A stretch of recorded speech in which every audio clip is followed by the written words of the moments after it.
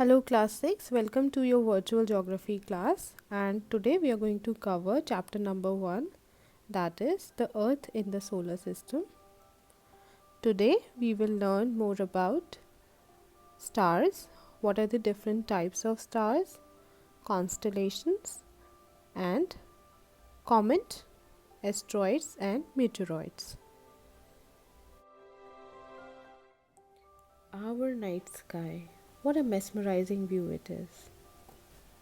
The night sky brings with it celestial objects like the stars, planets, the moon, which are visible on a clear sky between sunset and the sunrise.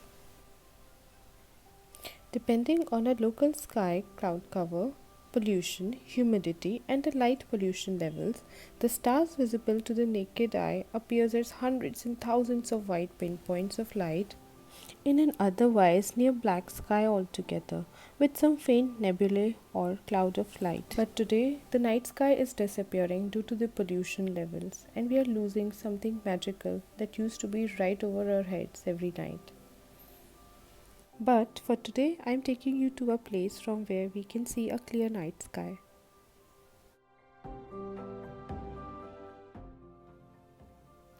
Look, what a starry sky we have today. Have you ever looked at the sky and ever wondered what the stars are? They seem to be small, cold, just small shiny dot, but in fact, they are huge and hot balls. Stars are shining because of a constant process that goes on inside them. As a result of the burning, an enormous amount of light and heat energy is released into the space. We see stars as tiny dots because they are very far away from us. In order to get to even the closest of the stars, not counting our sun of course, we have to travel more than 100,000 years. Let's look at the stars more closely. Stars differ in size, brightness, and color. Also, stars can vary in temperature. Blue stars seems to be cold, but in fact, they are the hottest. They have a temperature of more than 30,000 degrees Celsius. White stars are a little cooler. Their temperature is more than 7,000 degrees Celsius. Yellow stars have a temperature of 5,000 to 6,000 degrees. Orange stars are more than 3,500 degrees. And finally, the coldest stars are the red ones. Their temperature is more than 2,000 degrees. Do you know which star is the closest to the Earth? Of course, this is our Sun. The Sun is a yellow star and its surface temperature is about 6,000 degrees. And this is how the Sun looks in comparison to some of the other larger stars: Sirius, Vega, Pollux, Arcturus, Aldebaran, Rigel, Antares, and Betelgeuse. Let us revise once more what is a star. Stars are celestial bodies that are very big and hot. They are made up of gases, mostly hydrogen and helium. They have their own heat and light, which they emit in large amounts. Aside from our sun, the dots of light that we see in the sky are light years away from Earth. But no matter of the size and luminosity, all the stars eventually burn through their hydrogen fuel and they die. The less massive stars, such as our Sun, release the stellar material into the space and leave behind a white dwarf, surrounded by a planetary nebula. While the more massive stars instead blast matter into space into a bright supernova, leaving behind an extremely dense body, the neutron star.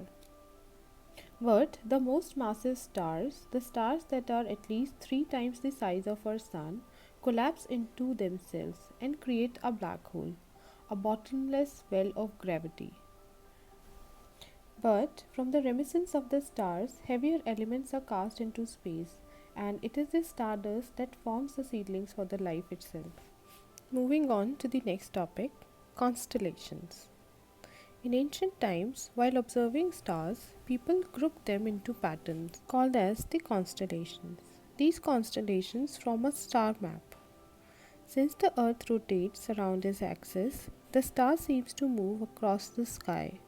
It is actually the earth which is moving. See?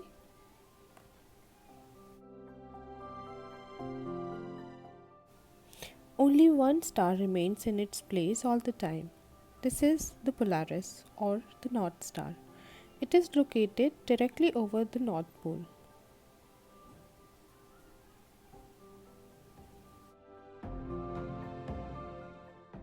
The Earth's axis points directly towards the Polaris. Therefore, the Polaris indicates the direction north. Let's locate the North Star in some of the constellations. Big Dipper is a part of a constellation called the Great Bear or the Ursula Major. Usually, you can easily find it in the sky. The Big Dipper is also called Saptarishi in Hindi. If you connect the two extreme stars of the Big Dipper and continue this line up to a bright star, straight up, you will find the Polaris. It is right on the handle of the Little Dipper, part of the Little Bear constellation. You can try to find some other constellation in the sky. This is Orion. It is easily recognizable by its belt made up of 3 stars. Cassiopeia. You can easily identify it. It looks like the letter W. Look, a shooting star. But of course, it is not actually a star. Let's find out what it is. There is a vast amount of rock and debris floating around in the space. Around 100 tons of it actually falls to Earth every day. You might have been lucky enough to have seen this as a shooting star. But do you know what a shooting star actually is? Is it a comet, a meteoroid, or an asteroid? A comet is also called as the dirty snowball because it is essentially a ball of ice, rock, and dust that orbits the sun. The size ranges from 1 kilometer to 20 kilometers. Astronomers believe that they are leftovers from the early formations of the solar system that resides on one of the two places on the very outskirts of the solar system. The Kuiper Belt or the Oort cloud. These two areas are made up of small icy bodies of frozen gas such as methane, ammonia, nitrogen, and water mixed with rock and dust. Occasionally, a comet's orbit is altered by a gravitational tug of another large object or through a collision of another body that can send it to the inner solar system, sometimes even straight towards the sun. As the comet starts to move towards the sun, it heats up and ice starts to evaporate and it forms the cloud around it called the coma. Two tails forms as well, the iron cloud tail and the dust tail. Asteroids. Most asteroids are odd-shaped chunks of rock that orbit the sun within the asteroid belt, which is between Mars and Jupiter. The asteroid belt is thought to be either leftover mass from a failed planet formation due to the close gravitational pull from the Jupiter or leftover from a planet that broke up due to a collision. The size varies from 10 meters to 1000 kilometers wide. Ceres is the largest we have found at 960 kilometers wide, which is as wide as the state of Texas and big enough to be cast as a dwarf planet. Some asteroids even have their own moons. Meteoroids. Space debris smaller than 10 meters are called as meteoroids. They can be as small as a grain of sand.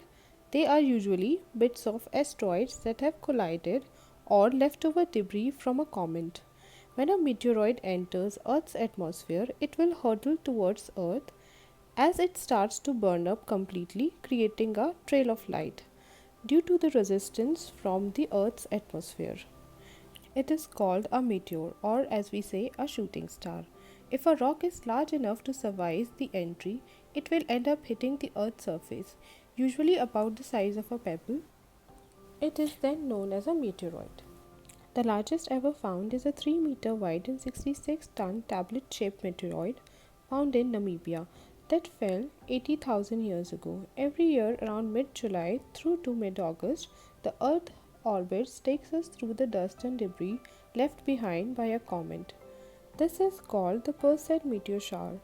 It creates an incredible display of shooting stars, with up to 18 shooting stars visible every hour. Well, we have seen a lot of interesting things today in the night sky, and now it is time to say goodbye. Thank you so much for joining this session. Bye bye. Take care.